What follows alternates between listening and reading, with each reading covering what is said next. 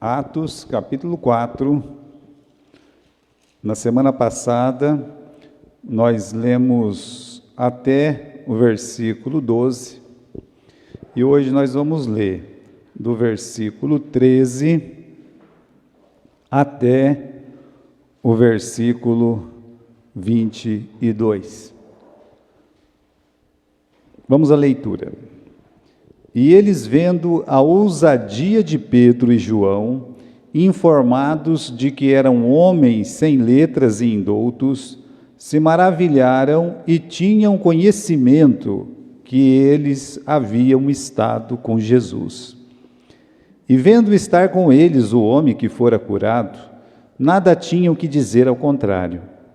Todavia, mandando-o sair fora do conselho, conferenciaram entre si, dizendo: que havemos de fazer a estes homens? Porque a todos os que habitam em Jerusalém é manifesto que por eles foi feito um sinal notório, e não podemos negar. Mas, para que não se divulgue mais entre o povo, ameacemo-los para que não falem mais nesse nome a homem algum.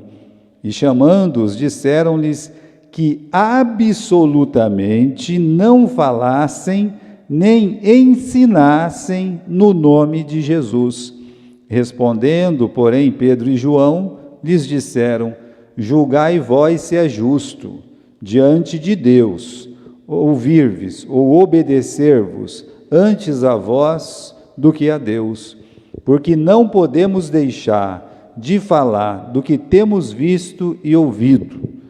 Mas eles ainda os ameaçaram mais, e não achando motivo para os castigar, deixaram-nos ir por causa do povo, porque todos glorificavam a Deus pelo que acontecera, pois tinha mais de 40 anos o homem em quem se operara aquele milagre de saúde. Muito bem, irmãos, segunda parte do capítulo 4, nosso assunto hoje é esse aí. Será que dá para notar que eu estive com Jesus? É o que ensina para nós, do versículo 13 até o versículo 22. Nesses versículos nós aprendemos exatamente essa lição, né? Você pode perguntar para você mesmo, as pessoas podem olhar para você e decidir isso. Dá para notar que eu estive com Jesus? Muito bem, irmãos, é o que ensina o versículo 13 aqui. E eles, vendo a ousadia de Pedro e João, informados que eram homens sem letras e indoutos, se maravilharam e ficaram sabendo, ou tinham conhecimento que eles haviam estado com Jesus. Por isso, o tema nosso: dá para notar que eu estive com Jesus? Mas vamos recordar um pouco o que está acontecendo no livro de Atos, nessa nossa série de transformadores do mundo. E eles já conseguiram transformar muita coisa, essa que é a verdade. Aqui nós temos um grupo de irmãos, os apóstolos, desde lá do capítulo 2, trabalhando, pregando a palavra de Deus, a igreja sendo usada para pregar a palavra de Deus, e já tem 5.000 pessoas convertidas em Jerusalém, ou seja, são 5.000 vidas transformadas. Agora, no capítulo 3, Pedro e João foram para o templo orar, encontraram um coxo, curaram o coxo, em nome de Jesus, eles curaram o coxo, e aquela cura, que foi uma cura maravilhosa, chamou a atenção de todos. Por quê? Porque o coxo, que antes era coxo, agora é um homem curado, ele entra pulando no templo, no pátio do templo. Ele está feliz, ele está alegre com aquela cura, e todos conheciam que ele era o coxo que ficava debaixo da porta formosa. Então aquilo foi, meus irmãos, para quem está acostumado a frequentar o templo, como você está acostumado a frequentar o culto, você sabe o que está acontecendo. Então vamos supor que tem uma pessoa que ficasse aqui sentada na porta da nossa igreja, todos os dias. E aí você vai para o templo, você conhece aquela pessoa é uma figurinha carimbada, conheço, Esse homem aqui no versículo 22, ele tinha 40 anos, não era uma pessoa que estava lá lá, só de repente. Então, quando aquele homem, ele entra pulando, ele entra gritando naquele templo, né, no espaço que os homens podiam ficar, todo mundo se assustou, falou: o que está acontecendo, né? Não é esse aí o que estava coxo e tal, né? Não, meus irmãos, foi anunciado, houve um grande milagre. Aquele milagre despertou nas pessoas um desejo de se apegar a Pedro e João, porque eles, né, as pessoas gostam disso. E Pedro e João disse: olha, vocês não olhem para nós não pense que de nós mesmos podemos curar alguém. Esse homem hoje, ele está curado pelo nome de Jesus, é por Jesus Cristo que ele está aqui. Eles ainda estavam pregando, quando no começo do capítulo 4, chegou aquela comitiva de sacerdotes, comitiva de religiosos, o capitão da guarda, né, o capitão do templo, ou seja, eles foram lá e prenderam os dois, prenderam Pedro, prenderam João, perguntaram para os dois: no nome de quem que vocês estão curando as pessoas por aí, né? Quem que deu autoridade para vocês sair curando as pessoas por aí, pregando isso que vocês estão pregando, né? Vocês não estão, vocês nem têm a carteirinha de sacerdote, né? Fosse hoje, vocês nem têm a carteirinha de pastor, como é que vocês saem curando as pessoas por aí? É a mesma resposta: olha, quem fez isso foi Jesus, é Jesus que tem feito isso. Então, irmãos, entra nesse versículo que nós temos, né? Esse aqui do versículo 13, que diz: vendo a ousadia de Pedro e João, e informado que eram homens sem letras e indoutos, olha o olhar de desprezo do sinédrio para Pedro e para João, olha com desdém, né? O que eles estão vendo na frente deles? Dois ex-pescadores. E para essas pessoas aqui, no versículo 13, que nos informa, essas duas pessoas eram indoutos e iletrados, eram dois pescadores ignorantes que não sabiam de nada. É o que a palavra de Deus está dizendo aqui. Lá no capítulo 7 de João, quando Nicodemos tenta defender aquela igreja que está nascendo, a pessoa de Jesus Cristo, eles deixam escapar o que eles pensavam, não somente daquele movimento, como das pessoas que estavam seguindo aquele movimento. A palavra certa ali, essa multidão não sabe nada, na verdade aquela palavra significa essa gentalha, sabe que você já deve ter assistido o Chaves, né? Que o Kiko vai lá e fica lá, gentalha, gentalha, gentalha. É o mesmo termo encontrado no capítulo 7. Então, os fariseus, e principalmente os saduceus, quando eles olhavam para quem estava no movimento de Jesus, estava seguindo Jesus, eles viam como o populacho do Velho Testamento, ou como a gentalha do Novo Testamento, ou seja, é um povo sem cultura, é um povo indouto, é um povo ignorante, segue qualquer coisa. De fato, existem pessoas assim, mas não era o caso do movimento nascido em Cristo Jesus. Então, irmãos, existe essa casta que se acha superior, mais sábios. São pessoas que geralmente, está escrito aqui, né, se apegam em títulos, diploma, fama, né? Tem aquele olhar de cima para baixo, de Golias para Davi, que o Golias olha, fala que esse camarada vem aqui com pedra, com pau, está pensando que eu sou o quê, né? Então eles olham e acreditam que isso é a verdade. Então lá, né, os descendentes do Arão, chamando os discípulos de Jesus de gentalha. Ora, para Deus, irmãos, pessoas assim não passa de fumaça. É um texto aqui no livro de Isaías, no capítulo 65, versículo 5. Você pode acompanhar comigo. Deus está dizendo: olha, essas pessoas que vivem falando aí, ou esse povo que exclama, afasta-te, fica-te aí onde estás, não te aproxime de mim, porque eu sou mais santo do que tu.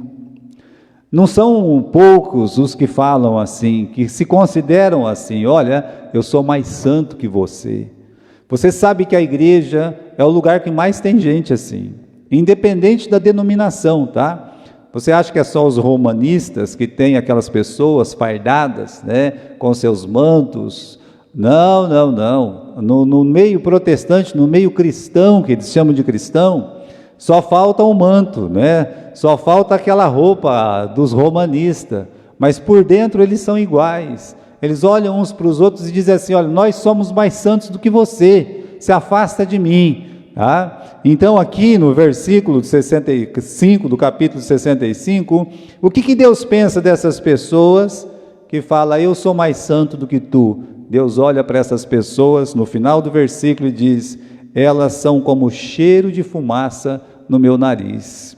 Porque quando Deus olha essas pessoas, vê o que tem dentro dessas pessoas também. O que está escondido atrás daquela roupa, Deus conhece o que está escondido atrás daquela roupa, e por isso, meus irmãos, Deus tem um desprezo diferente por essas pessoas.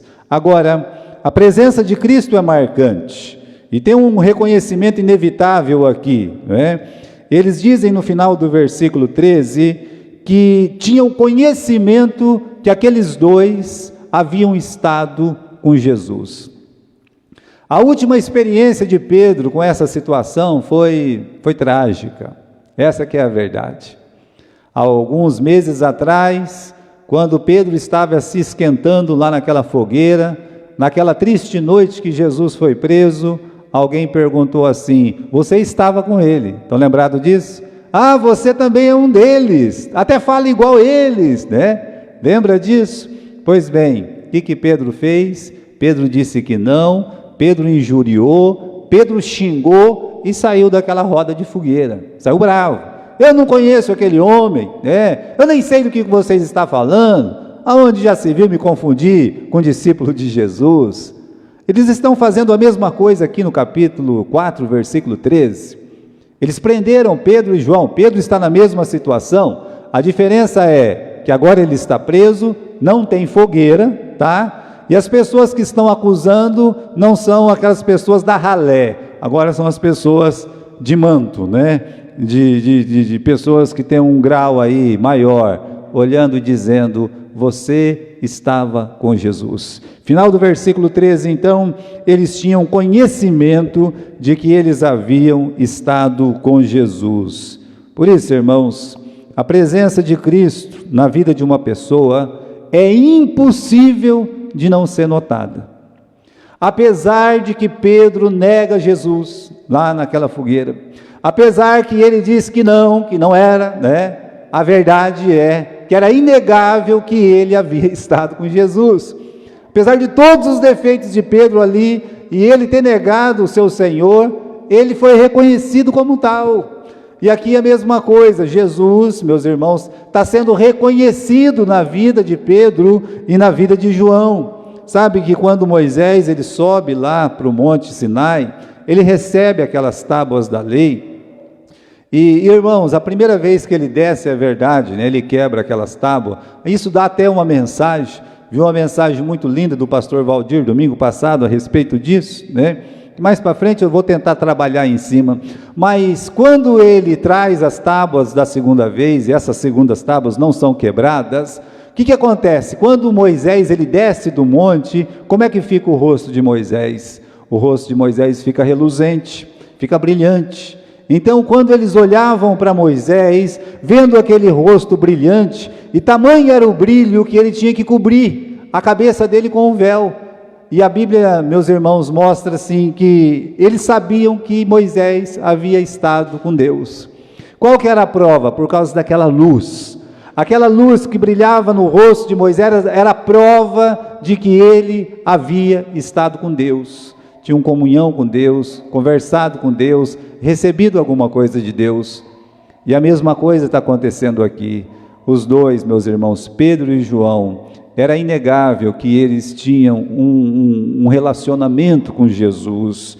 Da mesma forma que Moisés brilhava a luz do rosto dele, os cristãos deveriam irradiar essa luz de Cristo por onde passam. Então, se você tem Jesus, os outros eles vão saber se você tem Cristo, pela sua palavra, pelo que você conversa, pelos seus atos, todos vão saber que você tem Jesus. Mesmo em suas falhas, eles vão saber que você tem Jesus, como aconteceu com Pedro. Então, por onde você andar, Paulo fala daquele perfume, né? Nós somos o bom perfume de Jesus Cristo. É verdade. Então, por onde o cristão ele passa, vai irradiar esse perfume. Por isso, a presença de Cristo, ela é marcante em nossas vidas. Vamos continuar. Agora eles já sabem que aqueles dois estavam com Jesus, versículo 14, e vendo estar com eles o homem que fora curado, nada tinha que dizer ao contrário. Pior, né? No versículo 16, eles falam assim, né? A todos os que habitam em Jerusalém, é notório ou é manifesto que por eles foi feito um sinal notório. Até tem aqui a mesma palavra, né? É manifesto que foi feito um sinal notório, nós não podemos negar. Repare bem, no final do versículo 14 você tem a frase que diz assim: nada tinham que dizer ao contrário. No final do versículo 16 está escrito assim: nós não podemos negar. Olha, é muito forte as duas frases. O que aconteceu ali, aquela cura, o testemunho do Pedro e de João, era uma coisa notória que não podia ser negado. Melhor, era um fato, era um acontecimento que eles não tinham nada para dizer ao contrário. Nem podiam contradizer, nem podiam negar, porque a coisa era evidente. Agora, apesar dos fatos, eles se recusam a crer, mostrando para nós que reconhecer não é aceitar. Olha, nós temos o caso de Pilatos. Pilatos, ele olhando ali para Jesus, conversando com Jesus, ele vai lá para aquela multidão que está sedenta por sangue, e ele fala, olhando para aquele povo: eu não vejo neste homem mal algum. Essa é a frase que Pilatos usa: eu não estou vendo mal algum nesse homem, né? Aí ele, né, alguém fala: a tua esposa quer conversar com você. A esposa vem desesperada e diz para Pilatos: olha, não se entremetas na questão deste justo. Aí que ele ficou com mais medo ainda. Ou seja, né, ele reconhece a justiça. O Pilatos reconheceu a santidade. Pilatos reconheceu a autoridade, mas ele não aceitou. Então não é porque uma pessoa reconhece uma coisa que ela aceita. Reconhece no sentido, não tem jeito de negar, não tem jeito de contradizer, mas e aí, você aceita isso? Não, eu não aceito. Por isso, irmãos, muitas vezes você encontra aquela frase na Bíblia: dura serviço. Quer dizer, a pessoa não se inclina no sentido que ela não se submete. Quando nós falamos de não reconhecer, é que eles podiam olhar aquele sinal, eles poderiam ver que não tem como contradizer e dizer assim: gente, como é inegável, como é um fato, né? A gente não tem como contradizer, só nos resta crer, não é verdade? Mas não é assim que as coisas funcionam. A fé vem de Deus. A conversão não é uma coisa produzida pelos olhos humanos. A conversão é um fato que é produzido pelo Espírito Santo. Então muitas pessoas reconhecem, mas não aceitam. Por isso temos o caso do Pilatos, né? Aqui no versículo 17, diz para nós: mas para que não se divulgue mais entre o povo, ameacemo-los para que não falem mais nesse nome para homem nenhum. Gente, é o seguinte: nós não podemos negar, nós não podemos contradizer, tá? Mas nós vamos colocar uma lei aqui, nós vamos colocar uma lei que é proibido falar no nome desse homem, no nome de Jesus. Pronto, acabou, não é? Vamos fazer o seguinte, né? Para que não se divulgue mais esse nome entre as pessoas, vamos ameaçá-los, vamos amordaçar, vamos pegar, né? E colocar aí um tapa-boca neles aí. Pronto, é isso que nós vamos fazer, não é? Pronto, meus irmãos, reconhecer não é aceitar. O mundo, ele é cego. Ele é cego porque Deus diz que ele é cego. Não é uma coisa que nós falamos. O mundo, ele está cego em relação a Deus. Existe, meus irmãos, aquela questão de rejeitar o que a igreja faz, o trabalho cristão, ou as evidências que um cristianismo autêntico, verdadeiro, causa na vida das pessoas o impacto do cristianismo no mundo.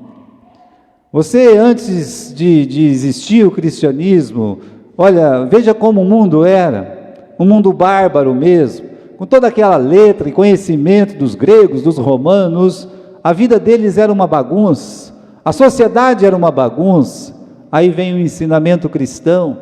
Vá num país que não é cristão e você vai ver a diferença, como as pessoas são tratadas, as castas, como as mulheres são tratadas. Mas o mundo está cego em relação a Deus, o mundo está cego em relação aos benefícios da Bíblia no coração das pessoas. Por exemplo, quantas pessoas abandonam os vícios por conta do trabalho de muitas igrejas?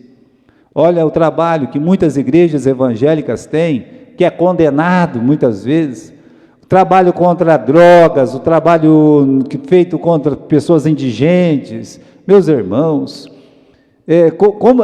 levando a sério o cristianismo, sabe? A gente tem coisa que a gente recusa dentro dos romanistas, mas tem coisa que a gente tem que tirar o chapéu. Por exemplo, a maioria dos hospitais, quando começaram, não eram hospitais, eram Santa Casas, não é verdade? Por quê? Porque era um trabalho que eles eram tidos como de misericórdia. E se não tivesse? Mas é um trabalho cristão, é um trabalho com base no cristianismo, na fé cristã. Qual é? A fé do bom samaritano, que pega o camarada doente lá e leva para ser cuidado, entende? Então existe um princípio cristão. Como negar isso aí, né? Como negar a cruz vermelha, por exemplo, tá certo? Até então tinha as guerras lá, todo mundo se matava e pronto. Aí agora surgiu a cruz vermelha. Para que serve? Para acudir doente dos dois lados, tá? E é uma coisa tão boa que lá no Oriente, com todas as injustiças deles, eles fizeram o crescente vermelho, né? Para imitar a cruz vermelha. Pois é, né? Quantos casamentos arruinados foram consertados diante da cruz de Cristo? Já tinha abandonado um outro, feito algum mal, alguma coisa, olha para a cruz de Cristo, se volta. Esses cursos que eles têm de casamento, olha, quantos casamentos já salvou? Então, veja, o mundo é cego em relação aos benefícios da Bíblia no coração das pessoas, a vida pacífica das famílias que temem a Deus, de um casal, de um pai, de uma mãe que cria os filhos dentro da igreja e produz cidadãos do bem, cristãos, homens, mulheres, que não ficam aí a roubar, a matar e tal, né? Então o efeito poderoso da Bíblia nos presídios, estão sempre incentivando, leva a Bíblia para os presídios, leva a Bíblia para os presídios, e tem que levar. Eles fazem questão, meus irmãos, olha, lá nos presídios, eles, né, tem a turma da fé, tem a turma da igreja, que nem esses comandos grandes, seja, meus irmãos aqui do estado de São Paulo, ou de outros lá, eles respeitam, eles deixam, eles permitem, e temos testemunho disso dentro da nossa igreja, porque a igreja está lá dentro. A vida abençoada de jovens que vão na igreja, que em vez de pegar, beber, se drogar, pegar o carro, bater, morrer, eles ficam na igreja, louvam a Deus, cantam juntos, acabam o culto, vão embora para casa, dormem em paz. Não é assim que acontece com os nossos filhos? Por que isso acontece? Porque é um benefício do cristianismo, é um benefício da fé. Agora, ademais de tanta evidência e de tantos fatos inegáveis, o mundo está em guerra contra a igreja. Por que não coloca a Bíblia na escola? Não é verdade? É proibido. Aqui no Brasil já está proibido. Mas lá nos Estados Unidos, um país cristão, lá é mais proibido ainda. Saber que as maiores universidades dos Estados Unidos eram escolas bíblicas dominicais, que resolveram fazer lá um grupo de grupão mesmo, ginásio, ensinando as crianças a ler, a escrever, e depois se tornaram grandes universidades. Mas hoje é proibido. Não é proibido ler a Bíblia no presídio, mas é proibido ensinar uma criança na escola a palavra de Deus. É proibido que os pais corrijam os filhos. Vai bater numa criança, não pode, né? É onde já se viu, espancamento. Eu, minhas irmãs, meu irmão, lá em casa o negócio era o seguinte, o negócio ou aprende ou apanha, né? Era mais ou menos assim, apanhava mesmo. Minha mãe não tinha muito conversa com ela não. Olha, criou bons filhos, viu? Bons filhos. Eu tenho 3 irmãs professoras, e eu, pela graça e misericórdia de Deus, sou um pastor. Então imagine, aqueles tapas valeu, né? Aquela educação que ela deu foi muito boa, culpando a igreja de crimes contra os desregrados. Você vai falar, isso é proibido, isso não pode, isso é contra os princípios da natureza. Você não pode fazer isso. Então, irmãos, apesar das evidências, apesar dos fatos inegáveis, o mundo, ele está cego em relação à igreja. O que a igreja fala é errado. Nós estamos vivendo esse politicamente correto aí, que é um nojo, né? É um nojo. A tendência é piorar cada vez mais. Até vem um e outro irmão sempre aconselha, cuidado, pastor, o que o senhor está falando lá na frente, cuidado. E eu entendo a preocupação deles. Mas aí eu olhei um texto desse, eu fico a pensar, e Pedro e João, eles estão dizendo aqui, o que é mais importante? Obedecer a Deus ou obedecer aos homens? E me envergonho diante desses textos. Aqui nós temos sábios, nós temos doutores, e tanto esses sábios, esses doutores, eles estão perdidos. Vejam só esses religiosos, todos descendentes de Arão, como nós falamos, e eles eram respeitados pelos títulos hereditários que eles levavam, filhos de Arão, pela roupa que vestiam, pelo conhecimento da Torá, que é os 5 primeiros livros da Bíblia, né? Mas quando o assunto era Jesus, eles não sabiam nada, eram pura oposição. E é isso, meus irmãos, que Paulo discute. Quando Paulo discute com os coríntios, ele fala, onde que você está, sábio? Aonde que está você, homem culto? Onde está o questionador desta era? Acaso não tornou Deus completamente insensata a sabedoria deste mundo? Então o que você tem aqui, irmãos? Você tem os discípulos de Jesus de um lado, o cristão, aquele que foi salvo pela graça de Deus, Pedro e João, aquele que está transformando o mundo, acabaram de transformar a vida de 2.000 pessoas. Aonde está escrito isso? Capítulo 4 e versículo 4. Muitos que ouviram a palavra creram, e chegou o número deles a 5.000. Era 3 com mais 2, 5. Então aquela mensagem salvou 2.000 pessoas, 2.000 pessoas com o coração transformado. De um lado você tem esses ignorantes, esses indoutos, que é Pedro e João. Do outro lado você tem os descendentes do Arão, vestindo aquelas roupas, aquelas estolas sacerdotais, cheio de sininho, por onde eles passavam, aquele sininho balançava, plim, plim, plim, plim, plim, plim, plim, plim, plim, pronto, a diferença, e Deus está dizendo aqui, Deus fez louca essa sabedoria. Deus, meus irmãos, Ele ri mesmo desse tipo de sabedoria. Muito bem, vamos dar uma olhadinha aqui no versículo 18, o que está escrito no versículo 18? Chamando-os, disseram-lhe que absolutamente não falassem, nem ensinassem no nome de Jesus. 2 coisas eles estão pedindo. Qual é a primeira coisa que eles estão pedindo? Não quero que vocês falem no nome de Jesus. Qual é a segunda coisa que eles estão pedindo? Não quero que vocês ensinem o nome de Jesus. Veja só, nós não chegamos nesses 2 pontos ainda, tá? Mas nós já chegamos em um desses 2 pontos. Você pode até falar no nome de Jesus, não é proibido falar no nome de Jesus, Não, ainda não é, mas já é proibido ensinar o que Jesus ensinava, porque ensinar o que Jesus ensinava não é politicamente correto. Você ensinar o que Jesus ensinava é ensinar a Bíblia, é ensinar a palavra de Deus. E quando você ensina a palavra de Deus, você vai tocar na ferida de muitas pessoas que são, para esse mundo, intocáveis.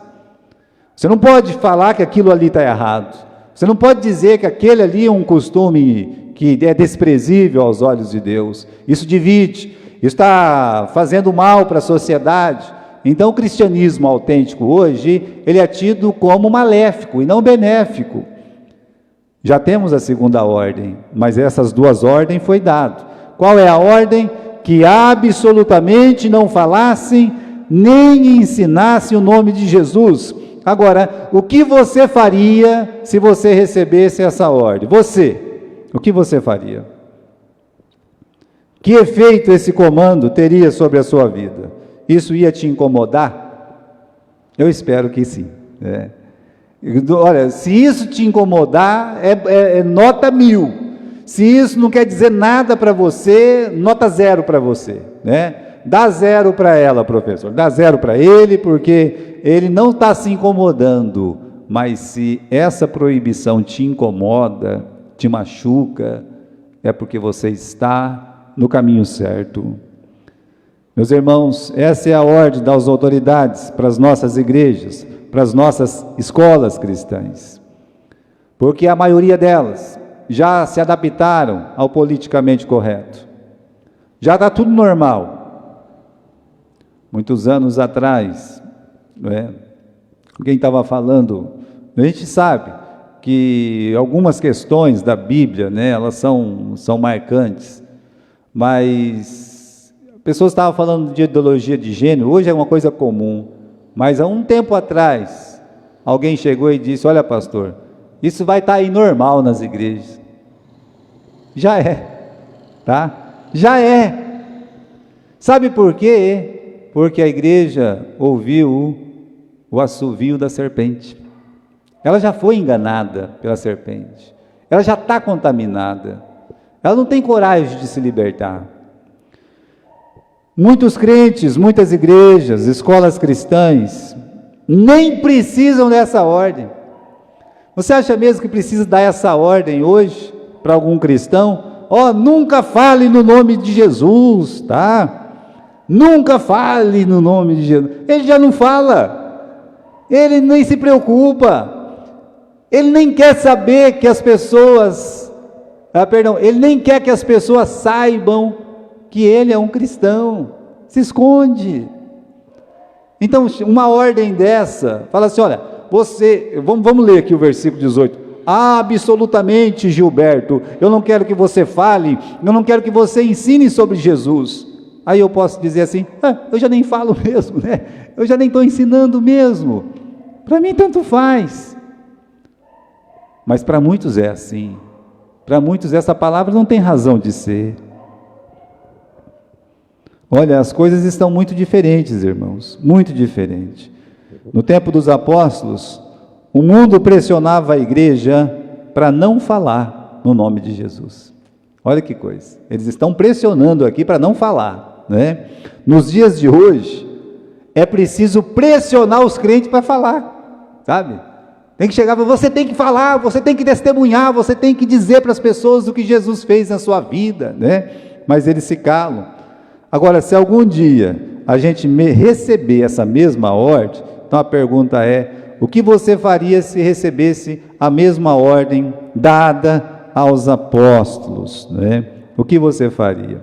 Eu falo da Dona Alta, ela foi evangelizar um pessoal que tinha uma ascendência árabe lá, talvez muçulmana, E Dona Alta, quem conheceu ela, Valéria conheceu melhor, o irmão Hudson, então nem se fala, Ela nunca perdia uma oportunidade de fazer o quê? De falar de Jesus. Ela abria a Bíblia mesmo, ela falava mesmo, ela tinha, E aí, evangelizando uma senhora lá na loja, ela ia comprar roupa, mas não ia, Ia para evangelizar. O marido chegou e disse exatamente isso, não quero que você fale mais nesse nome para minha esposa, É bravo, Ela contava aquela história e se assustou, com aquilo tudo. Mas é bom quando alguém olha para a gente e diz, eu não quero mais que você fale nesse nome. Quer dizer que nós estamos fazendo o quê? Nós estamos falando nesse nome. Nós estamos anunciando esse nome. Então, irmãos, surge um dilema, O dilema sobre o respeito às autoridades. Será que eles vão respeitar as autoridades? Eles respeitam as autoridades. Tanto é que eles estão presos. Tanto é que eles poderiam, quando o grupo veio prender eles podiam olhar e dizer assim: ô gente, aqui ó, é 2.000 contra 10, né? Não vamos permitir isso não, agora é outros tempos, agora é Jesus, né? Agora vamos pegar, vamos dar uma coça nesses camaradas aqui. Seria uma revolta, né? Mas ele não fez isso. Ele tinha 2.000 pessoas crendo no que ele falava. É bastante gente. Ele poderia chamar as pessoas para o lado dele, mas eles cedem, eles permitem ser presos, eles vão presos.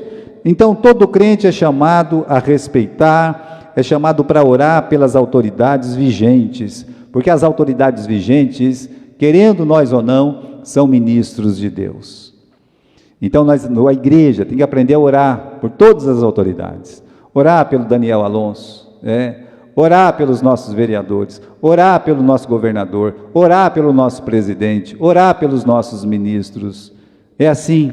Então, a questão, meus irmãos, é que para o crente existe uma autoridade maior, isso em relação à fé. O que eles estão pedindo aqui é uma coisa que não tem jeito de obedecer. Versículo 18. Por quê? Porque vai entrar em contradição com a ordem de Deus. Então aqui é uma ordem em cima de outra ordem. Aqui a ordem é: absolutamente vocês não falam no nome de Jesus. Bom, aí vamos voltar para o capítulo 1, no versículo 8, olha o que está escrito lá, capítulo 1, versículo 8, vocês vão receber o poder do Espírito Santo, e há de vir sobre vós, e vocês vão ser minhas testemunhas, vocês vão pregar, vocês vão testemunhar. Então, irmãos, aí ficou difícil.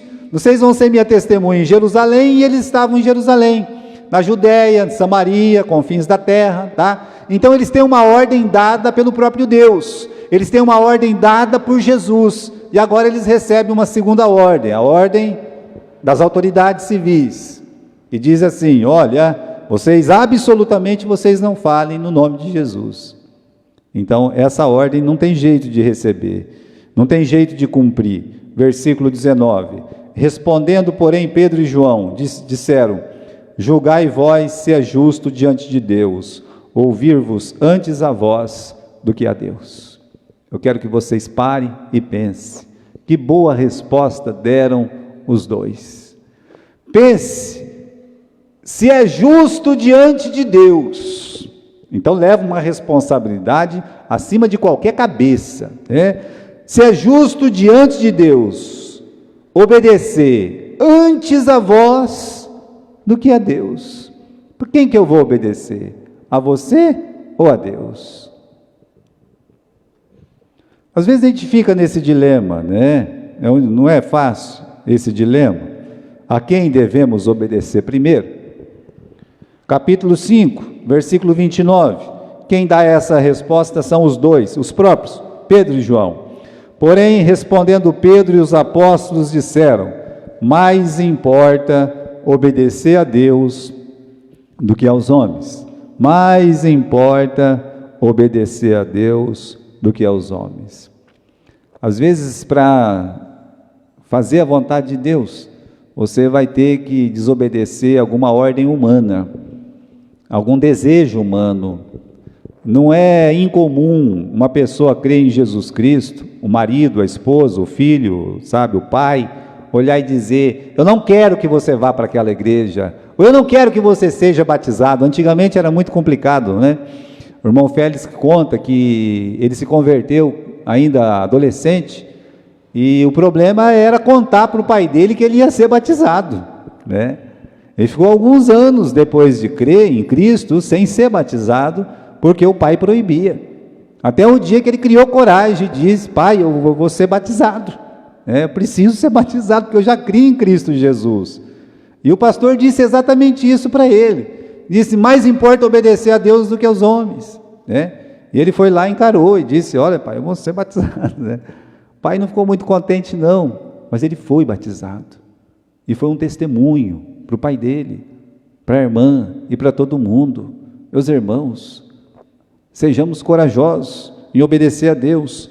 E ele fala mais uma coisa, no versículo, vamos voltar para o capítulo 4 e versículo 20. Como não falar de Jesus? Vamos ler o versículo 20. porque não podemos deixar de falar o que temos visto e ouvido. Essa é a conclusão da resposta dos apóstolos. Julgai vós, se devemos obedecer antes a vós do que a Deus, mas não podemos deixar de falar o que temos visto e ouvido. Resumindo, não podemos deixar de falar de Jesus. Mas quem pode falar como Paulo, como Pedro e João? Quem sempre falará de Jesus? São aqueles que tiveram um encontro genuíno com Ele. Aqueles que, como Pedro e João, as pessoas dizem, ele esteve com Jesus, né? Aqueles que tiveram suas vidas transformadas por Jesus. Aqueles que passam o tempo com Jesus. Como assim passa tempo com Jesus? Orando, lendo a Bíblia, meditando na palavra. Aqueles que, como Paulo, eles vivem para Cristo. Para mim, o viver é Cristo. Essas pessoas não conseguem ficar sem falar de Jesus. E é o que está acontecendo. Para Pedro, para João, o viver era Cristo. Então, como não falar de Jesus? Agora, quem anda com Jesus causa um impacto tremendo. Olha o versículo 21. Mas eles ainda os ameaçaram mais, e não achando motivo para castigar, deixaram ir por causa do povo, porque todos glorificavam a Deus pelo que tinha acontecido. Até os inimigos ficaram perdidos. Aí agora, o que a gente faz, né? Se a gente pegar, deixar preso, o povo vai ser revoltado. Desses sacerdotes, não tinha motivo para